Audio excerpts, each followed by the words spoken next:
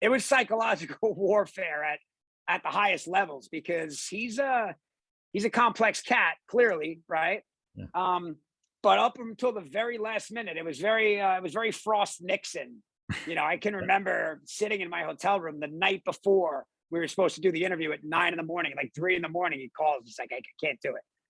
I can't do it. He's like backing out. I was like, John, I will see you in the morning. Don't you dare.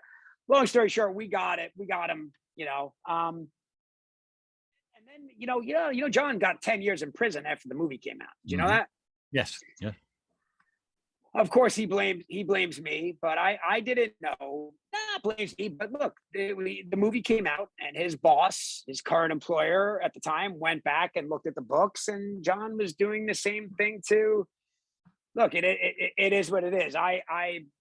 He did manage to build a little bit of a soft spot. I had a soft spot for him. I did feel bad for him. That's also part of what he does, you know.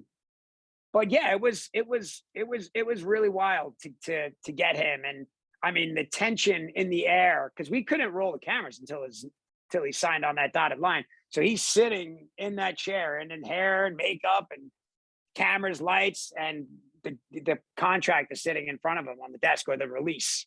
I Wow. said, John, we can't do anything till you sign it. And just with a shaky hand, he signed it and away we went. So yeah, man, it was just a lot. I mean, like he wanted to fight me. It was everything that you would imagine him to be. And the dynamic all those years later with him and Milbury. Mhm. I mean, I think they had words at the premiere in Tribeca. I'm sure. These are two guys that didn't like each other. But Peter Body and Alan Hahn and these guys were pretty amazing. And I think him and Peter Body had words. I mean, he showed up at the premiere, and it was something I'll never forget. That's for sure.